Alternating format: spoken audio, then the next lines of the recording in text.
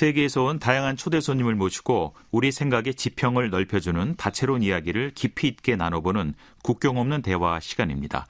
오늘도 지난 시간에 이어서 헬프 시리아 대표 압둘 와합 변호사 나오셨습니다. 안녕하세요. 네, 안녕하세요. 반갑습니다. 지난 시간에는 그 헬프 시리아 관련 이야기 주로 얘기를 나눴었는데요. 오늘은 변호사님의 개인적인 이야기와 한국 생활 이 좀 궁금해서 여쭤볼게요. 네. 한국에 오신 시리아 1호 유학생이라고 들었는데요. 처음에 어떻게 한국으로 유학 오려고 결심하셨어요? 제가 시리아 다마스커스 대학교 법학과 다니고 있었는데 어느 날 우연히 한국인 학생들 만나게 됐고요. 예. 길거리에서 그분들이 집을 찾고 있어서 도움 필요하는 상황인데 제가 도와드리면서 친구도 했고 그분들 통해서 한국을 알게 됐는데 그래서 너무 친하게 돼서 그래서 그 친구들 너무 매력이 있어요. 네. 그래서 그분 뒤에 있는 나라가 어떤 나라인지 검색할수록 너무나 멋진 나라였습니다. 그래서 또 찾아보면서는 시리아랑 한국이랑 외교 관계 없었고 네. 그 당시에 그리고 한국에 와 있는 시리아 학생들도 없었고 그래서 그런 이야기는 저를 너무 설레게 됐습니다. 와, 왜 이런 멋진 나라 시리아 사람들이 가지 않았을까? 이유 무엇일까요?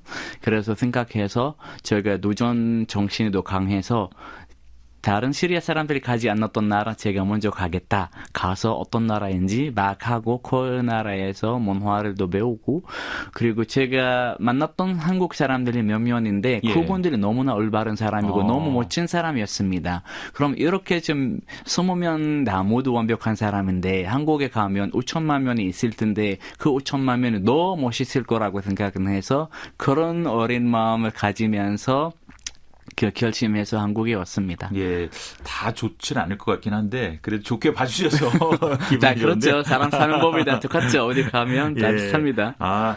혹시 그때 그러면 시리아에서 만났던 그 한국 학생들 혹시 연락하시는 분이 있나요? 네.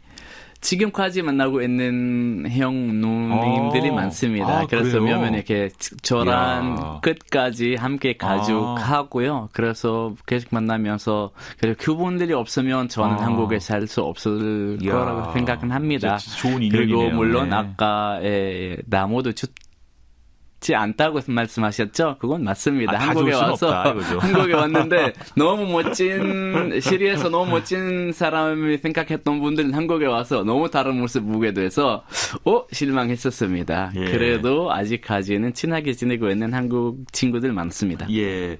어쨌든 그렇게 이제 와보고 싶어서 한국으로 오셨는데 일단 어떤 점이 가장 매력적으로 느끼셨어요? 어떤 점이 좋다고 생각하셨어요? 시리아에서도 느꼈고 한국에 와서도 느꼈는데 한국 사람들이 너무 계획적이시고 너무 적극적이시습니다. 그 점은 너무 저한테는 딱 맞았습니다. 저도 그렇게 살고 있는 사람이라 저랑 너무 맞습니다. 그래서 되게 계획적으로 하면서 열정적으로 하면서 맨날 바쁘면서는 너무 치열하게 경쟁하면서 그리고 성실한 사람이 굉장히 많습니다. 그런 모습 보았을 때는 너무나 멋있어서 매월 처음에 많다고 생각은 했고 그리고 아주 꼼꼼합니다. 너무 꼼꼼해서 자세한 내용까지 다 여러 번 더 검토하면서 그런 모습이 참 좋습니다. 올바른 생활도 하는 사람들이 많아서 또 배운 것 많습니다. 예. 그래서 처음에 이제 한국으로 가야겠다 결심하시면서 시리아에 있는 한국 대사관이 없었으니까요. 북한 대사관까지 찾아가셨다면서요? 네, 맞아요. 시리아와 주변 아랍 나라는 23국에 있긴 하는데 따로 나라 있긴 하지만 그래도 문화는 다 비슷하고 언어 비슷한데요. 그때는 인터넷도 없고 SNS도 없고 해서 한국에 대해서는 전부 찾으면 이렇게 좀 찾을 수밖에 없는데 다마스커스에서 대한민국 대사관이 없으니 그래서 전 나연히 아랍 나라 생각하면서 북한 대사관 가면 나연히 언어 배울 수 있는 한국 문화 배울 수 있는 책이 있을 거라고 생각은 합니다. 어차피는 같은 나라인데 옛날에 같은 나라였지 그렇죠. 문당했을 뿐이고 문화나 언어나 똑같을 텐데 그런 단순한 생각 가지고 거기 대사관 갔더니 이심 받았습니다. 네가 왜 필요하냐고. 그리고 저는 너무 바보처럼 한국에 가겠다고 해서 야. 너무 화가 나는 거예요. 의심받고 해서 왜 가냐, 뭐 하냐, 그래서 또 하냐, 그래서 너무 좀 물미스러운 일이 있었습니다. 그래서 드디어 이렇게 좀 풀려나가게 됐고, 그래서 한국 친구들한테 말했더니, 그래서 다들 저를 보고 너 미쳤어? 어떻게 이런 행동했냐? 그래서 어떻게 제 길 구할 수 있느냐? 그래서 그 레바논에 있는 한국 대사관 가야 그런 안내 책자를 받을 수 있다. 그래서 저는 레바논 가서 대사관 방문하면서 자료 받았는데 그렇게 도움이 된 자료 아니었습니다. 아, 그래요? 네, 그렇게 좀 책자 몇 개는 받아가지고 읽어보니까 별 내용이 없었는데, 그러면 또 설레감이 또 컸습니다. 왜 그렇게 정보가 없을까? 그러면 제가 가서 한국을 알리는 제대로 된 내용을 만들어 보자. 그래서 결심해서 왔습니다. 한국이 시리아에 대해서 잘 몰랐던 것만큼 시리아도 한국에 대해서 몰랐을 때예요. 그때는. 그렇죠. 그렇죠. 그래서 그런 한국이라는 나라에 유학을 간다고 하셨으니 주변 분들의 반응이 어땠을까요? 우리 아버지 빼고는 모두 100% 강하게는 반대하셨습니다. 특히 어머니와 우리 가족. 한국이라면 아는 사람도 없는데 아는 나라도 아닐 텐데 네가 아프거나 어떤 어려움이 있으면 누가 너를 도와줄 거냐? 그럼 절대 가지 말라 하셨고, 교수님들도 마찬가지인데 교수님들이 대부분이 다 프랑스 소르본 대학교 공부했는데 저도 그때 프랑스 소르본 대학교 입학 장학금도 받았습니다. 그래서 네가 안전적인 길이 있는데 유명한 법학 가르치는 소르본 대학교 버리고 모르는 대한민국 가는데 그거 바람직하냐고.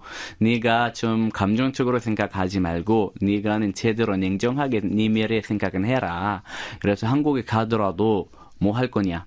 나라도 한국에 시리아에서도 알리지도 않을 텐데 얼마나 네가는 아무리 열심히 공부했더라도 별로 사람들한테는 좀 설득이 되지 않다. 그냥 유명한 소르본 대학교 가서 공부해라. 계속 지도 교수들이 나한테 설득했는데 저는 고집을 부리면서 무조건 한국 가겠다. 제발 추천서를 또 바꿔달라 해서 2주 동안 왔다 갔다 하면서 그러면 교수님들이 다 포기해서 그래 알았다. 이거 네 미래니까 알아서 하라고 했는데 그때 저한테는 큰 동의와 큰 의지 주는 사람이 딱 바로 아버지였습니다. 그래서 아버지면서 친구여서 그래서 아버님이 저를 보고 네가 한국 가든 프랑스 가든 어느 나라 가든 네가 내 아들이고 그러니까 네가 잘 성공할 거라고는 100% 믿습니다. 그래서 항상 너를 지지한다. 그리고 내 인생 살지 말고 네 인생 살아라. 그래서 나를 지지하면서 한국 간다면 잘 가서 자리 잘 잡아라. 한국에 왔다가 그래서 사람들이 결국은 와하비 갔으니 항상 궁금하게 되고 호기심이 있으면서 와하비 어떻게 살고 있느냐. 그래서 나를 지켜보면서 한국 대해서도 알게 됐고 그래서 갑자기 사람들이 많은 관심 가지게 돼서 저를 보고 와하비 한국을 알리는 이렇게 좀 행동했으면 좋겠다. 그래서 시리아 언론에서 한국을 알리는 이렇게 컬럼까지도 썼습니다. 그래서 그 컬럼에도 인기 있었습니다. 한국이 어떤 나라인지. 재밌었겠어요, 컬럼이. 네, 그때 왜냐하면 시리아 사람들한테는 한국이라면 무조건 내 기업만 생각하는데 현대, 삼성, LG, 기아 딱 보는데 근데 뒤에 뭐가 있는지는 전혀 모르는데요. 저는 컬럼 통해서는 한국 생활, 한국 문화, 역사 알리고 있었는데요. 그래서 그 내용들은 신선하고 희소성이 있어서 그래서 사람들이 감탄했었습니다. 딱 1년 몇 개월 동안 연재하다가 시리아 혁명 일어나서 중단됐습니다. 네, 아버님의 지지가 있어서 오실 수가 있었던 것 같네요. 맞습니다. 자, 그런데 이제 한국에 온 첫 시리아 유학생이신데 처음에 와서는 아무리 한국을 좋아해서 오셨다고 해도 많이 힘드시지 않았을까 싶어요. 너무 많이 힘들었습니다. 그래서 감정적으로 결정하고 왔는데 한국에 와서는 현실은 현실이죠. 그래서 음식부터 너무 고생했고 음식은 나랑 너무 입맛이 안 맞아서 또 몇 개월, 거의 6개월 동안 13kg 맞았습니다. 그때도 한국에 처음 왔을 때 너무 신나서 매일매일 사진 찍고 가족한테 보내는데요. 네, 신나면서 우리 가족, 우리 아들 잘 살고 있다. 근데 어느 날 어머니가 울어요. 울었어요. 고모들, 할머니도 울었고 왜 오냐고. 그래서 이렇게는 딱 말랐냐고.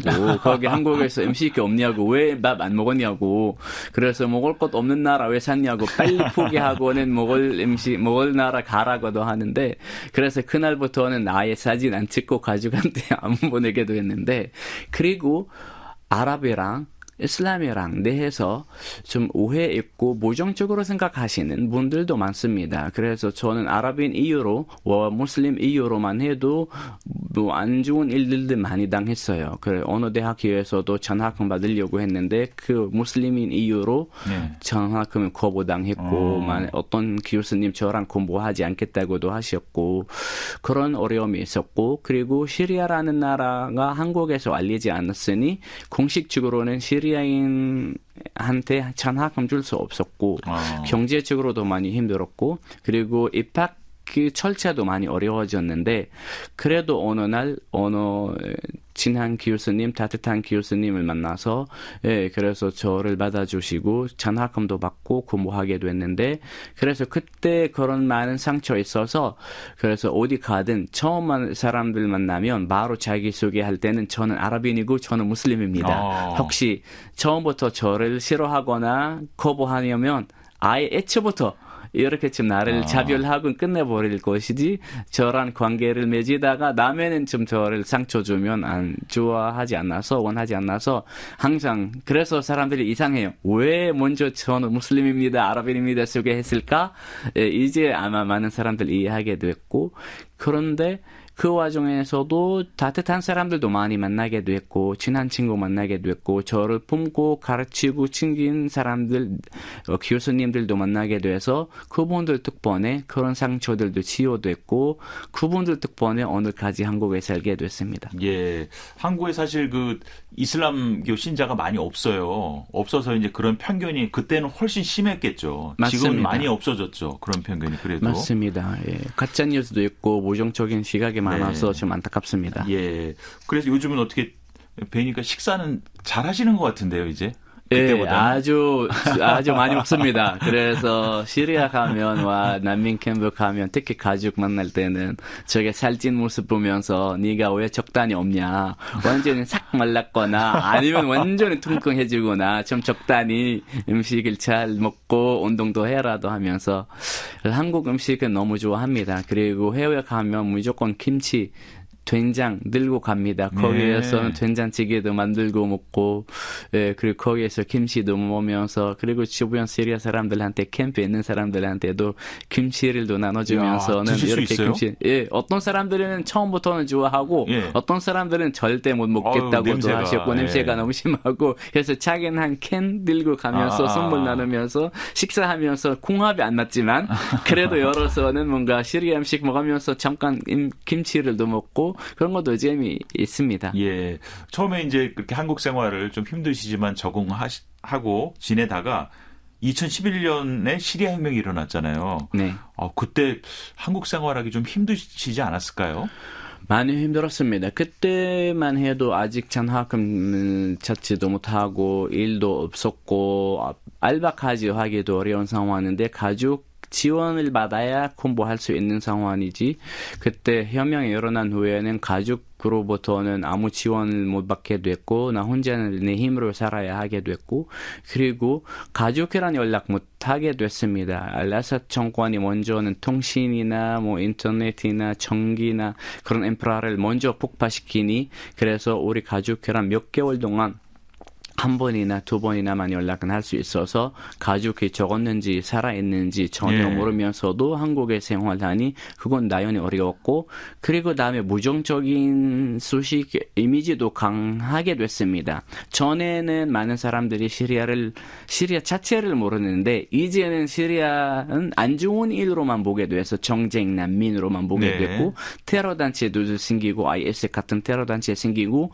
그래서 저는 그때부터 많이 오해도 받았습니다. 어디 전철 타고 가면서 사람들이 저를 보고 네가 IS 아니냐, 네가는 이렇게 테러 대원이 아니냐, 그런 이야기도 하면서 그것도 그런 변경, 그런 선입견 때문에 많이 고생했고 그리고 시리아도 알려야 하는데 그리고 나도 일도 해야 하고 공부해야 하고 시리아까지도 알려야 하니까 잘 시간이 없어서 한두 시간만 자고 3시간 많아도 3시간 자다가 열심히 활동하면서 공부하면서 일하면서 많은 어려움이 있었습니다. 아유, 대단하시네요. 고생하셨는데 그렇게 어떻게 아닙니다. 지내셨어요? 아이고.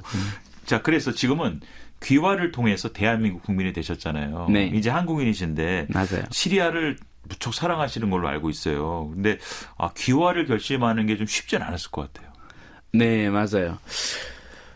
저는 시리아 혁명 참여한 이유 때문에 정치 의견 때문에 시리아 정부가 나를 블랙리스트 놓고 그리고 영권을 영전해주지도 않고 모든 서류를 다 무효시켰습니다. 변호사 자격증이든 모든 서류를 다 모두 없애버렸고 해서 그래서 그것 때문에 제가 많이 시달렸습니다. 한국에서 거주하기 위해서 무조건 여유 여건이 있어야 할 텐데 네. 그것 때문에 많이 고생했는데요. 그래서 그 여권 연장할 때까지는 2년치만 연장하면 거기 500만 원, 600만 원 이렇게 좀 수수료 나갑니다. 뭐 연장 수수료도 있고 관계자들한테도 좀 돈을 더 얹혀줘야 하는 상황이고 그래서 그 돈을 감당하기 너무 어렵고 그리고 아예 어느 날 아예 여권 안 만들어주는데요. 그래서 우리 삼촌 2명이 이렇게 여권 내 여권 연장하러 다마스커스에 갔는데 체포당했고 그리고 네. 안타깝게도는 무서운 세드나야 감옥 엄청 실해 지금 세계적으로 알려진 감옥인데 세드나야 감옥에서는 3개월, 4개월, 각 3개월, 4개월 이렇게는 체포당했는데 구문을 많이 당했고 네. 많이 고생했었습니다. 그래서 저는 생각해봐 친구들이 주변 한국 친구들이 그런 상황도 보면서 저를 설득하면서 너가 언제까지 이렇게 힘들게 사냐 한국 국적 받으면 안 되냐 그래서 저도 생각하게 됐고 그럼 한국 국적 취득하고자 그래서 그때 솔직히 망설임이 있었는데 그래도 언제까지 그렇게 힘들게 살아야 할 거냐 그래서 방법이 없어서 그래서 한국 국적을 접수했는데 초기에는 가족한테는 그 이야기는 알리지 못했었습니다. 예. 부모님이 어떤 마음이 있을까 모르겠는데 근데 부모님한테 알려드렸을 때 너무나 행복해하셨어요. 그래서 그래요? 제가 상상하지 못했던 답이 나왔는데 아버지가 아주 잘했다. 그래 한국 국적 보호받고 제대로 살지 우리 아들이 매일매일 고생하는 모습을 보고 싶으냐 누구 보고 싶겠어. 그래서 한국 국적은 받고 그리고 네가 성실하니까 한국을 사랑하는 만큼도 시리아 사랑하고 결국은 결국은 내 아들이지. 한국 국적이든 어떤 나라 국적이든 이야. 내 아들이니 그래 그건 변함없이 우리 가족이지. 그래서 편안하게 잘 취득하라고 해서 너무 마음이 편안하게 됐고 한국 국적 취득한 후에는 너무나 행복하고 그런 어려운 일이 다 없애게 됐죠. 네.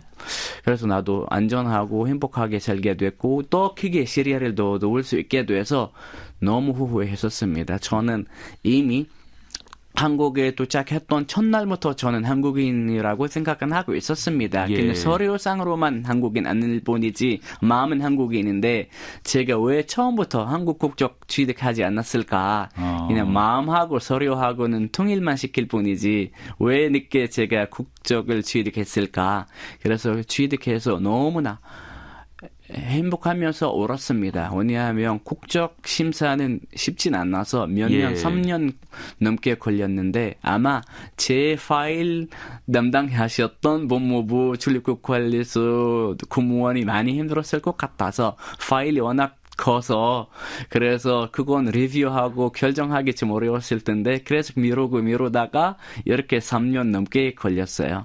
그래서 주변 인권 변호사들 교수님들이 그 상황 지켜보면서는 계속 나를 도와주면서 위로해 주시고 친한 친구들이 특히 국적 제가 합격했다 국적 취득했다 문자 메시지 날아왔을 때는 친구들한테 캡처해서 보내드렸습니다.